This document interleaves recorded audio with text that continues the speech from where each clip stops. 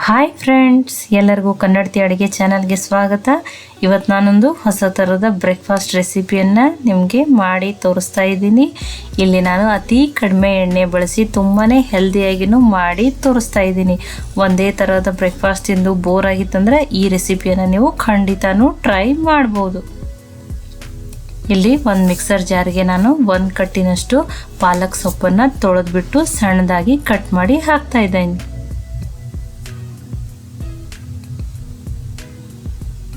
ಇಲ್ಲಿ 2 ಹಸಿಮೆಣಸಿನ್ಕಾಯಿನ ಖಾರಕ್ಕೆ ಹಾಕ್ತಾ ಇದ್ದೀನಿ. ಖಾರ ನೀವು ನೋಡಿಕೊಂಡು ಹಾಕೋಬೋದು. ಖಾರ ನಿಮ್ಗೆ ತುಂಬ ಇಷ್ಟ ಇಲ್ಲ ಅಂದರೆ 1 ಮೆಣಸಿನ್ಕಾಯಿನೂ ಹಾಕ್ಬೋದು. ಸ್ವಲ್ಪ ಹಸಿ ಶುಂಠಿಯನ್ನು ಹಾಕ್ತಾ ಇದ್ದೀನಿ. ನಾನಿಲ್ಲಿ ಒಂದು ಸಣ್ಣ ಕಪ್ಪಿನಿಂದ 1 ಕಪ್ಪು ಅಥವಾ ದೊಡ್ಡ ಕಪ್ಪಿನಿಂದ ಒಂದು ಅರ್ಧ ಬಟ್ಲದಷ್ಟು ಇಲ್ಲಿ ಮೊಸರನ್ನು ಹಾಕ್ತಾ ಇದ್ದೀನಿ. ಮೊಸರು, ಹುಳಿ ಅಥವಾ ಸಪ್ಪಗೆ ಯಾವುದಾದ್ರೂ ನಡೀತದ್ರಿ. ಇದನ್ನು ಫೈನ್ ಪೇಸ್ಟ್ ಆಗೋವರೆಗೂ ನಾವು ಇದನ್ನು ಗ್ರೈಂಡ್ ಮಾಡೋಣ್ರಿ. ನೋಡಿ, ನಾನಿಲ್ಲಿ ತುಂಬ ಮೊಸರಿನಲ್ಲೇ ತುಂಬ ಫೈನಾಗಿ ಪೇಸ್ಟಾಗಿನೂ ರೆಡಿಯಾಗಿದ್ರಿ. ಕಲರನ್ನು ತುಂಬಾ ಚೆನ್ನಾಗಿ ಬಂದದ್ರಿ. ಇಲ್ಲಿ ನಾನು 1 ಬಟ್ಲಷ್ಟು ಸಣ್ಣ ರವೆಯನ್ನು ಇದಕ್ಕೆ ಹಾಕ್ತಾ ಇದ್ದೀನಿ. ಉಪ್ಪಿಟ್ಟು ಮಾಡೋ ರವೆ, ಇದನ್ನು ಹಸಿದನ್ನೇ ಹಾಕ್ತಾ ಇದ್ದೀನಿ.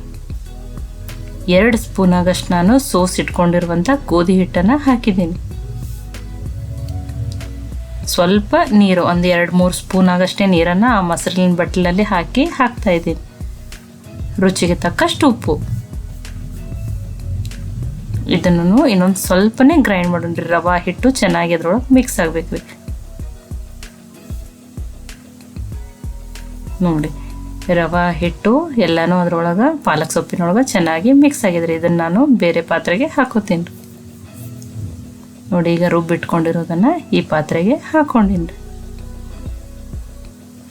ಈ ಮಿಕ್ಸರ್ ಜಾರಿಗೆ ನಾನು ಇನ್ನೊಂದು 2-3 ಸ್ಪೂನ್ ಆಗಷ್ಟು ನೀರನ್ನು ಹಾಕಿ ಅಳಗಾಡಿಸಿ ಹಾಕ್ತಾ ಇದ್ದೀನಿ. ನೋಡಿ, ಈಗ ಎಲ್ಲನೂ ಕರೆಕ್ಟಾಗಿ ಮಿಕ್ಸ್ ಆಗಿದೆ. ಹಿಟ್ಟಿನ ಕನ್ಸಿಸ್ಟೆನ್ಸಿ ಎಷ್ಟು ಇರಬೇಕಂತ ಹೇಳಿ ನಾನು ನಿಮಗೆ ತೋರಿಸ್ತಾ ಇದ್ದೀನಿ. ತುಂಬ ತೆಳುವೂ ಇಲ್ಲ, ತುಂಬಾ ಗಟ್ಟಿ ಇಲ್ಲ, ಈ ಥರ ಇರಬೇಕ್ರಿ. ಇದನ್ನು ನಾನು ಮುಚ್ಚಿ ಒಂದು 10 ನಿಮಿಷ ತೆಗೆದಿಡ್ತಾ ಇದ್ದೀನಿ. 10 ನಿಮಿಷದಲ್ಲಿ ರವಾನು ಚೆಂದಾಗಿ ನೆನೀತದ್ರಿ. ಈಗ ನೋಡಿರಿ, 10 ನಿಮಿಷ ಆಗ್ಯದ್ರಿ. ರವಾ ಹಿಟ್ಟು ಎಲ್ಲನೂ ಚೆನ್ನಾಗಿ ನೆನೆದಿರ್ತದ್ರಿ. ಈಗ ಇಲ್ಲಿ ನಾನೊಂದು ತಾಟನ್ನು ತೊಗೊಂಡಿದ್ದೀನಿ. ಈ ತಾಟಿಗೆ ನಾನು ಏನು ಮಾಡ್ತಾಯಿದ್ದೀನಿ, ಆಯಿಲನ್ನು ಸ್ಪ್ರೆಡ್ ಮಾಡ್ಕೋತೀನಿ ರೀ. ನೋಡಿ, ಈ ಥರ ಎಲ್ಲ ಕಡೆ ಆಯಿಲ್ ಸ್ಪ್ರೆಡ್ ಮಾಡಿ ಇಟ್ಕೊಂಡಿದ್ದೀನಿ. ನಾನು ಇದನ್ನು ಆಮೇಲೆ ಯೂಸ್ ಮಾಡ್ತೀನಿ ರೀ. ಆಲ್ರೆಡಿ ಒಂದು ಕಡಾಯಲ್ಲಿ ನಾನು ನೀರನ್ನು ಕಾಯಕ್ಕೆ ಇಟ್ಟಿದ್ದೀನಿ ರೀ. ಆ ಎಣ್ಣೆ ಹಚ್ಕೊಂಡಿರುವಂಥ ತಾಟ್ನಲ್ಲಿ ತೊಗೊಂಡು ಈಗ ರುಬ್ಬಿಟ್ಕೊಂಡಿರೋದಂಥದ್ದನ್ನು ಇದ್ರೊಳಗೆ ಹಾಕೋತಾ ಇದ್ದೀನಿ. ತುಂಬ ಹಾಕಬೇಡ್ರಿ. ನಾನು ಯಾವ ಸ್ಪೂನಿನ ತೊಗೊಂಡಿನಲ್ಲ ಅದರಲ್ಲೇ ಒಂದು 3 ಸ್ಪೂನ್ ಆಗಷ್ಟು ಹಾಕೀನಿ ರೀ.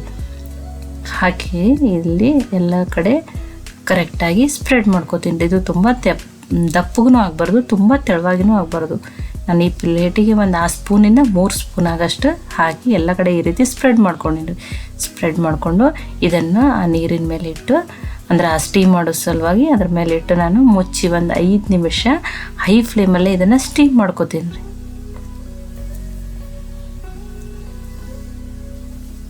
ನೋಡಿ, ಈಗ 5 ನಿಮಿಷ ಆಗಿದ್ರಿ. ನೋಡಿ, ಸ್ಟೀಮ್ ಆದಮೇಲೆ ಇದ್ರ ಕಲರನ್ನು ಚೇಂಜ್ ಆಗ್ಯದ್ರಿ. ಗ್ಯಾಸನ್ನು ನಾನು ಆಫ್ ಮಾಡ್ತಾಯಿದ್ದೀನಿ. ನೋಡಿ, ಕರೆಕ್ಟಾಗಿ ಸ್ಟೀಮ್ ಆಗಿದೆ.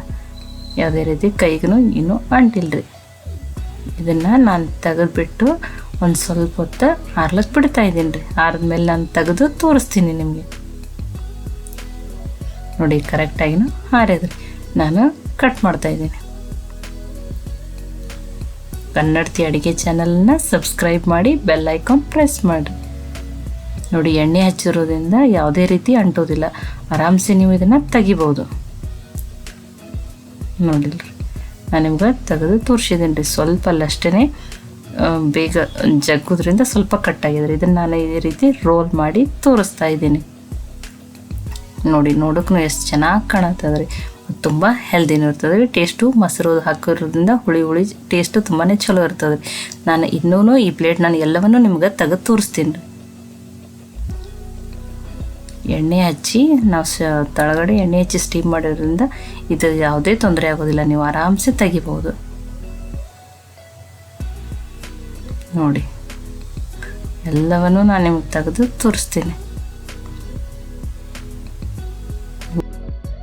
ಪಾಲಕ್ ಸೊಪ್ಪು ಆರೋಗ್ಯಕ್ಕೆ ತುಂಬಾ ಒಳ್ಳೆಯದು ಅಂತೇಳಿ ನಾನು ಈ ರೀತಿ ರುಬ್ಬಿ ಹಾಕಿ ಮಾಡಿ ನಿಮಗೆ ತೋರಿಸಿದ್ದೀನಿ ರೀ. ಈ ರೆಸಿಪಿ ನಿಮ್ಗೆ ಇಷ್ಟ ಆಗಿತ್ತಂದ್ರೆ ಲೈಕ್ ಮಾಡಿ, ಶೇರ್ ಮಾಡಿ, ಕಮೆಂಟ್ ಮಾಡಿರಿ. ಇದನ್ನು ಕೊಬ್ಬರಿ ಚಟ್ನಿ ಜೊತೆ ಮತ್ತು ಸಾಂಬಾರು ಜೊತೆ ತಿಂದ್ರೂ ತುಂಬಾ ಟೇಸ್ಟ್ ಚೆನ್ನಾಗಿರ್ತದೆ ರೀ. ಮತ್ತೆ ಒಳ್ಳೆ ರೆಸಿಪಿ ಜೊತೆ ಸಿಗೋಣ. ಎಲ್ಲರಿಗೂ ಧನ್ಯವಾದಗಳು.